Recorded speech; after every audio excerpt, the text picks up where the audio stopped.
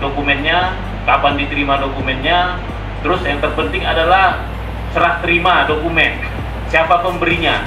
Itu menjadi penting bagi kami untuk sebagai dasar keabsahan ijazah yang kami mintakan di poin 1 dan 2. Serah terima antara siapa dengan siapa? Antara KPU dan pemilik ijazah.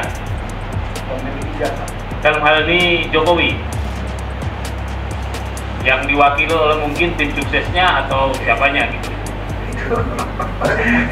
Jadi itu ya, jadi jelas nih informasinya tidak dikuasai. Atau kalau tidak dikuasai ini ya bahasa Indonesia aja langsung ya. Ini HP saya nggak ada nih. Tapi kalau informasi dikecualikan HP-nya ada, cuma saya nggak mau ngasih. Ini yang mana nih? Udah 5 menit 10 menit kok kayaknya udah goyang-goyang nih. Tidak dikuasai ya. Ini direkam loh. Yang kedua jelas menyebutkan sudah koordinasi atas nama lembaga nih. Atas nama lembaga artinya Andri ya. Siapapun orangnya kan atau mempertanyakan, menjawab tadi di cross check juga dengan anggota majelis siapa nih yang dimaksud badan publik, jelas dengan tegas disampaikan. Itu ada rekamannya loh. Oke ya, clear ya. Saya nggak nyebut ya.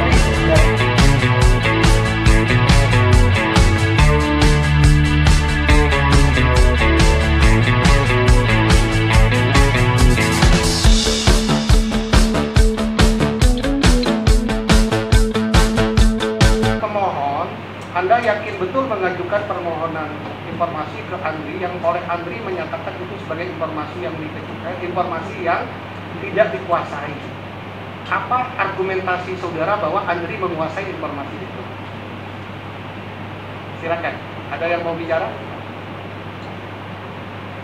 Mungkin Anda pernah baca-baca undang-undang atau aturan, ya kan? Oh iya, Andri harusnya menguasai informasi begitu. Yang saudara ketahui itu apa? Nah gitu. Silakan. Ya. Jadi kebetulan saya dokter kebijakan publik, memahami kebijakan-kebijakan tentang kearsipan. Seharusnya Andri itu sudah mengarsipkan dokumen itu sesuai dengan undang-undang kearsipan. Karena yang saya minta itu dokumen tahun 2014 yang sudah cukup lama, yang seharusnya KPU tidak boleh menahan itu karena KPU tidak memiliki fungsi kearsipan. Kenapa? Dokumen itu bisa hilang, bisa dimakan raya, bisa macam-macam karena memang KPU tidak memiliki fungsi kearsipan. Pertanyaannya adalah kenapa KPU menahan itu? Sementara Andri yang anggaran negara itu difokuskan untuk memelihara arsip, memelihara dokumen. Bahkan saya juga sudah ke Andri, dokumen zaman Belanda juga ada di situ. Artinya, saya memahami Andri harus mengarsipkan, apalagi ini sekelas ijazah Bapak negara, kepala negara kita, kepala pemerintahan kita, Presiden Republik Indonesia ke-7. Begitu, majelis. Baik. Itu menurut saudara masuk dalam arsip statis atau dinamis? Seharusnya sudah statis sejak lama, yang 2014, tapi 2019 ya nggak apa-apa kita argumenkan, tapi saya minta yang 2014 dan 2019. Ya, acuan saudara pada apa? Undang-undang atau apa? Undang-undang kearsipan. Undang-undang kearsipan itu secara eksplisit menyebutkan bahwa dokumen misalkan pencalonan presiden itu adalah harus diarsipkan di Andri atau bagaimana bahasa undang-undangnya? Bahasanya setiap lembaga badan publik pencipta arsip. Dan setahu saya KPU adalah badan publik. Iya, pencipta arsip. Itu wajib ya. Iya. Apa resistensinya tuh apa? Kalau itu tidak disimpan di arsip di arsip. Ada konsekuensi pidana bagi yang menahan dan juga ada konsekuensi pidana bagi yang tidak meminta. Oke. Karena Andri diberi oleh undang-undang, Andri diberi kewenangan memaksa untuk meminta itu dokumen. Baik. Nah, sementara oleh undang-undang juga KPU tidak berhak menahan itu arsip, dia harus memberikan ke lembaga yang punya fungsi kearsipan. Begitu, Komisioner. Ya, saya tanya kepada termohon, saudara pernah meminta informasi nggak ke KPU? Yang tadi sudah saudara sebutkan yang menguasai arsip itu KPU. Pernah nggak saudara bersurat ke sana? Ya kan? Ya, silakan. silakan di ini, karena ini sidang direkam loh, ini banyak media juga ya kan, biar nanti tampil ini juga. Ya, yang keras saja bicaranya. Dengan badan publik dalam hal ini KPU juga telah kami lakukan untuk memastikan penguasaan informasi publik yang dimaksud. Ya. Jadi kami tidak semata untuk menunjukkan kepada badan publik yang bersangkutan, tetapi kami juga melakukan koordinasi kepada KPU. Saudara meminta secara tertulis atau datang ke KPU-nya? Secara tertulis, koordinasi melalui formal, melalui surat dinas. Saudara minta apa waktu itu dengan KPU? Apakah meminta syarat pencalonan presiden atau yang lain-lainnya juga? Kami meminta kepastian penguasaan informasi publik sesuai dengan yang diminta oleh pemohon, karena memang kami telah memverifikasi tidak dikuasai pada badan publik kami, sehingga kami melakukan koordinasi kepada badan publik terkait. Selain ke KPU, kami juga koordinasi kepada Bawaslu.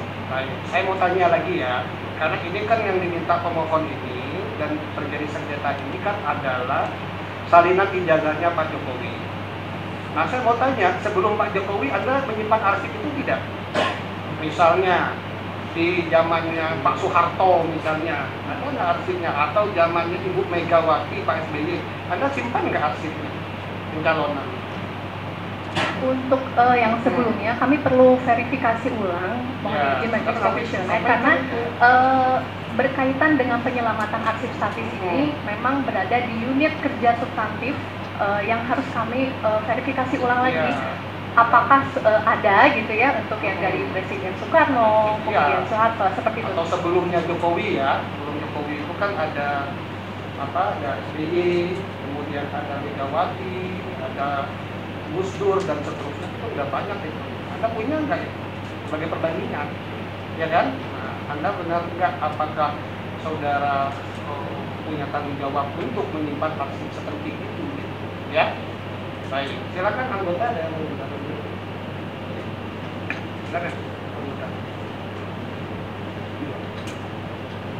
Terima kasih Ketua. Kepada termohon, jadi termohon tadi sudah melakukan koordinasi ya dengan KPU ya sebelum sidang ini. Jadi bahwa dalam koordinasi tersebut apakah dinyatakan apa terungkap bahwa memang salinan dokumen tersebut atau dokumen tersebut masih ada di KPU.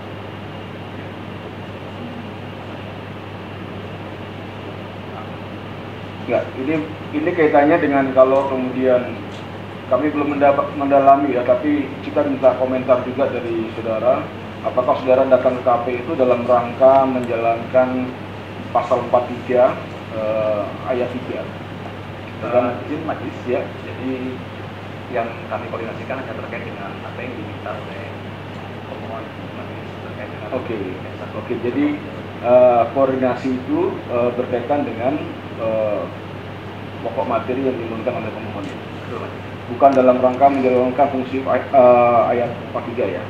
Kalau untuk Undang-Undang 43 itu tentu izin dapat kami jelaskan bahwasanya dalam setiap selesainya pegelaran pemilu di negara kita, dari Arsip Nasional Indonesia, dari Kedeputian Bidang Pelestarian Perlindungan dan Penyelamatan Arsip melakukan program penyelamatan arsip pemilu. Tetapi memang berdasarkan Undang-Undang 43 tahun 2009 yang masih mengadaptasi prinsip life cycle dalam ilmu kearsipan, di mana instansi pencipta itu bisa menilai kembali arsip-arsip yang akan diserahkan kepada Arsip Nasional Indonesia. Sehingga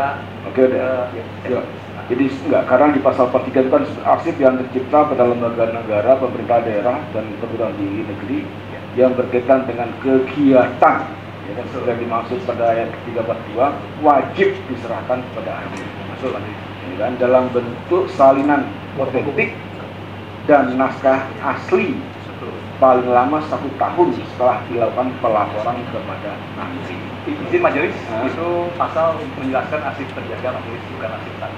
Bukan status ya. Jadi ya, memang nggak majelis hanya mengkonfirmasi hal tersebut agar kemudian kita masing-masing saling memahami. Betul. Dan majelis juga tidak salah menafsirkan pasal dan tapi pada pokoknya bahwa salinan dokumen yang dikelola oleh KPU itu belum diserahkan kepada ahli. Pada pokok poinnya di situ. Betul ya, Ibu? Betul ya? Oke, terima kasih. Kemudian pada pemohon. Di dalam permohonan disebutkan bahwa setiap catatan autentikasi atau dokumen pendukung terkait ijazah tersebut yang tersimpan sebagai staf saudara. Dalam pengertian yang saudara pahami, apa saja itu catatan autentikasi atau dokumen pendukung terkait dengan ijazah? Bisa dijelaskan agar nanti termohon juga bisa menjawab secara utuh. Oh, yang diminta inilah 1, 2, 3, 4, 5. Silakan. Apa saja yang disebut dengan hal itu?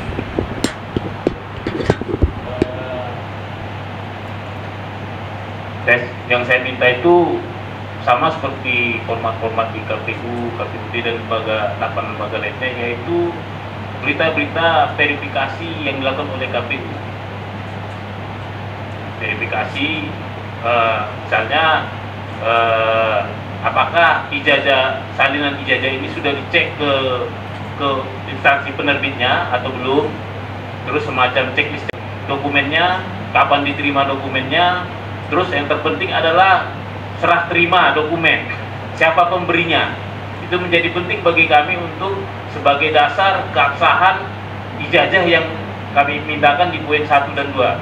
Serah terima antara siapa dengan siapa? Antara KPU dan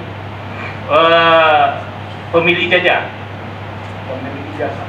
Dalam hal ini Jokowi, yang diwakili oleh mungkin tim suksesnya atau siapanya gitu. Jadi pakai partai pengusung ya? Iya. Jadi bukan Jokowi ya, karena kita tidak mengenal calon presiden persoalan kita. Iya. Ya, jadi serah terima dokumen KPU dengan partai pengusung. Iya. Itu ya? Iya. Tapi yang kedua saya masih kurang jelas. Jadi Anda yang dimaksudkan dengan dokumen itu adalah seluruh berita acara verifikasi yang berdasarkan KPU. Seluruh. Mungkin Andre tidak tahu itu apa. Jadi nanti bisa dicek, dilihat atau undang-undang kita. Kedua, serah terima dokumen tersebut ya, dari partai pengusung kepada KPU. Ya, ini yang kita dua ya, akan dipahami dulu ya. Nah, yang ketiga tadi apa? Ini tadi sebenarnya ketiga, tadi yang kedua bisa diulangi lagi. Apa cukup 2 ini saja? Saya rasa cukup dua ya. Oke, jadi dengan demikian bahwa permohonan tersebut adalah salinan dokumen ijazah atas nama Joko Widodo untuk pencalonan presiden Republik Indonesia periode 2014 sampai dengan 2012 yang diarsipkan ya.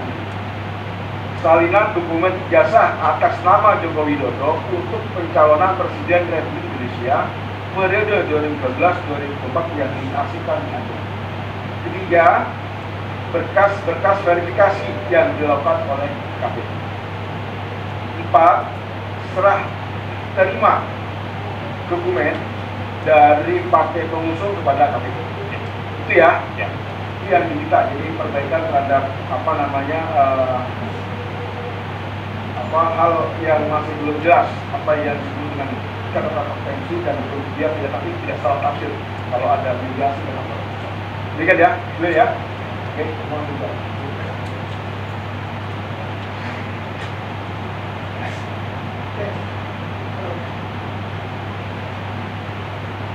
Ya, tes. Saya langsung terima kasih Ketua. Saya yang pertama, bahwa ini adalah sidang pertama sesuai dengan hukum acara. Itu sidang pertama itu sebenarnya hanya kita memeriksa legal standing, urutan waktu, dan kewenangan relatif atau kewenangan absolut. Nah, di situ. Tapi juga berlaku rumus asas sidang kita, sidang KIP itu cepat, cara sederhana, biaya murah. Kayaknya ini karena mungkin ya, tapi biasa aja sih saya, karena ada juga baru sidang cepat nih. Biasanya udah selesai nih, karena apa? Itu tadi legal standing dilihat tadi udah pada melihat. Lu udah mau masuk ke substansi malah udah ngomong-ngomong agak tapi it's okay lah, itu nggak masalah. Jadi di situ ya biar kami juga nggak salah nih dalam melaksanakan hukum acara gitu kalau agak loncat. Nah, saya bertanya ini menyangkut supaya cepat sidang kedua. Sidang kedua itu adalah kalau di informasi dikecualikan sidangnya tertutup. Kalau di informasi terbuka ada mediasi. Tetapi dengan jelas dan tegas termohon itu menyatakan informasinya tidak dikuasai. Betul termohon. Ada goyang-goyang nggak? Kali aja berubah. Karena kalau dia informasi yang dikuasai berlaku rumus pasal 6. Nah, kita nggak ngomong itu tuh. Nah, sidang keduanya gimana? Itu yang saya sih pengennya cepat ya. Sidang kedua apa gimana gitu. Tapi itu tidak dikuasai. Maka tadi teman-teman majelis mempertanyakan. Itu ya pemahamannya dulu ya. Tergambar lah, apalagi kalau ngaku kebijakan publik dan pakar-pakar hukum. Misalnya ada pakar-pakar hukum juga. Yang dulu kita belajar juga dari yang pakar-pakar hukum yang sedang ada di belakang itu kan. Itu. Jadi itu ya. Jadi jelas nih informasinya tidak dikuasai. Atau kalau tidak dikuasai ini ya bahasa Indonesia aja langsung ya. Ini HP saya nggak ada nih. Tapi kalau informasi dikecualikan HP-nya ada, cuma saya nggak mau ngasih. Ini yang mana nih? Udah 5 menit 10 menit loh, kali aja udah goyang-goyang nih. Tidak dikuasai ya. Ini direkam loh. Yang kedua jelas menyebutkan sudah koordinasi atas nama lembaga nih. Atas nama lembaga artinya Andri ya. Siapapun orangnya saya nggak tahu. Mempertanyakan, menjawab tadi di cross check udah juga dengan anggota majelis siapa nih yang dimaksud badan publik, jelas dengan tegas disampaikan. Itu ada rekamannya loh. Oke ya, clear ya. Saya nggak nyebut, tapi dari saudara yang tadi menyebut. Jadi informasinya tidak dikuasai, tapi yang menguasai adalah yang tadi disampaikan. Betul? Bergerak lagi nggak nih? Nggak, kadang-kadang suka gerak-gerak dia pernyataannya. Ini harus didengar juga oleh pemohon. Ini jelas nih kan, logika hukumnya kan biar ketemu nih. Jadi kan ini orang-orang hukum lagi. Lalu saya mau tanya, kalau ini menyangkut teori, karena kayak gimana? Yang disebut arsip statis tadi kan ada pertanyaan dari kebijakan publik. Sebenarnya kalau saya harus menyerahkan berupa arsip berapa lama sih? Kan ada 2014-15. Nah, yang nggak ditolerir yang saya tangkap yang 2014 tuh. Ya, maksudnya gitu yang saya tangkap. Kalau yang 2024, alhamdulillah masih dikit gitu. Ya. Itu sebenarnya batasan waktunya menurut saudara, meskipun saya sebenarnya tahu, cuma saya nanya aja. Karena ini pernyataan harus direkam. Berapa lama itu? Kan tadi ada pertanyaan yang sebelum-sebelumnya gimana tuh? Bukan hanya masalah yang ini, masalah yang sebelumnya gimana tuh? Apa saudara selaku lembaga publik ini minta, kan punya hak untuk minta-minta? Maksudnya meminta untuk sebagai arsip itu kapan lama? Coba silakan. Terima kasih, Menteri Izin. Jadi kami bergerak mengacu kepada Undang-Undang 43 dan PP 28. Dalam peraturan tersebut memang yang dinamakan arsip statis adalah arsip yang sudah tidak digunakan secara langsung dan terus-menerus oleh instansi terkait, tetapi memiliki nilai guna kesejarahan, sehingga itu wajib hukumnya diserahkan kepada lembaga kearsipan. Nah, dalam pengelolaan arsip yang masih digunakan oleh instansi pencipta itu ada dalam Undang-Undang Kearsipan itu disebut sebagai jadwal retensi arsip. Jadi jadwal masa penyimpanan arsip majelis. Jadi kebetulan kami sudah cross check untuk jadwal retensi arsip di KPU itu sebenarnya kurang lebih 2 tahun untuk masa aktif dan 3 tahun untuk masa inaktif. Tetapi sebelum diserahkan kepada lembaga kearsipan, baik pihak instansi pencipta arsip itu akan melakukan proses verifikasi dan penilaian. Oke, saya potong ya. Ya. Konkret karena menyangkut permohonan nih. Konkretnya saya 2014-2019 berarti itu yang 2 tahun. 5 tahun. Hah? Di total 5 tahun. Enggak, harus jadi silakan 2 tahun untuk di unit yang memang melakukan proses, 3 tahun untuk di unit yang melakukan proses pemilu, kemudian 2 tahunnya lagi di unit kearsipan di KPU, baru setelah total 5 tahun itu akan di. Oke, 2000 katakanlah 2019 ya, ini orang di luar hukum lah. 2019 berarti tambah 5 ya. Pemahamannya begitu nggak? 2019 izin majelis apabila dalam masa retensi yang berakhir itu ternyata masih ada sengketa hukum ataupun urusan yang belum selesai, kebetulan memang di 2019 itu petahana mengajukan kembali menjadi presiden, sehingga dari pihak KPU menunda untuk menjalankan tribunal yang kali dulu. Jadi ada toleransi, makanya sekarang ada 2 tahapan nih, misalnya yang 2014-2019 tambah 5 lah gitu, hitung di tengah-tengah. Siap. Hitungan tambah 5 setelah finalisasi kan, tidak ada sudah inkrah kan gitu maksudnya ya. Masuk harus menyerahkan KPU dalam hal ini kepada Andri, benar nggak begitu? Atau gimana biar penjelasan majelis? Jadi dimulai hitungan retensinya setelah kegiatan itu berakhir atau close file. Jadi bukan berdasarkan pada putusan atau perkara. Jadi misalnya 2014 diselenggarakan pemilu, maka close file-nya setelah ada pelantikan presiden misalnya di 2015 Januari itu sudah terhitung Mas Apep. Oh, berarti dihitungnya dari 2015, lah kan ya gitu. 2015 kurang lebih tambah 15 ya, tambah 5 tahun gitu ya. Siap. Oke, itu yang 2014 juga belum diserahkan ya? Belum ada di Belum ada, karena tadi Nah, jangan lihat orang yang sama, jangan, saya kan bicara sistem. ya. Jadi memang setelah masa retensinya habis itu akan dilakukan proses penilaian secara internal di instansi kita diverifikasi. Nanti akan dipilah mana yang memang masih memiliki dipandang memiliki urusan oleh instansi kita, sehingga yang diserahkan ke ANRI memang yang kita sudah tidak dibutuhkan atau instansi kita. Oke. Tapi Lonca, ANRI punya kewajiban nggak meminta itu kepada badan publik? Punya kewajiban majelis, karena kami juga melakukan pembinaan kearsipan, tetapi keputusan untuk penyerahan itu tetap juga dimiliki oleh instansi. Artinya yang 2019 juga belum ada ya, dan ANRI juga Izin majelis untuk arsip KPU yang sudah diserahkan ke ANRI dari 2014 sampai dengan 2019 kurang lebih ada 17 berkas, tetapi di dalamnya tidak termasuk berkas pendaftaran calon dan Mas deketin itu Mas. oh iya, Jangan cuma sampai. jadi ada 17 berkas sepanjang bukan 17 kategori arsip yang diserahkan, baik sifatnya pelaporan ataupun juga pedoman-pedoman dan keputusan yang disusun oleh KPU terkait dengan penyelenggaraan pemilu, tetapi untuk berkas pendaftaran capres dan cawapres tidak belum diserahkan. Oke, itu yang 2014-2019 ya, yang dihitungan yang Betul. mestinya sudah ada di ANRI. Siap. Clear. Sekarang yang 2019-2020 kalau pakai teori kurang lebih 2020 atau 21 lah gitu ya, tambah 5 lagi gitu ya. Belum, majelis. Nah, itu belum ada ya. Belum, karena masih Tapi dari norma dari sistem masih bisa lah ya ditolerir ya, karena kan belum. belum. Itu ya maksudnya ya. Nih, majelis. Kenapa saya bertanya gini logika hukumnya? Karena saudara menyatakan informasinya tidak dikuasai. Betul. Jelas itu. Berarti kan yang pertama mestinya dikuasai dong.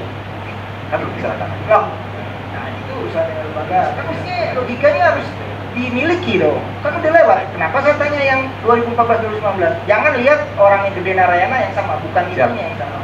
Coba ada penjelasan. Baik, majelis, kami dapat sampaikan tadi. Jadi sebenarnya untuk di periode 2014 itu sudah ada penyerahan arsip dari KPU, tetapi di dalamnya tidak ada tentang pendaftaran calon presiden. Coba tuh tolong ya Panitera sama PHP dicatat. 17 dokumen sudah diserahkan oleh pihak KPU.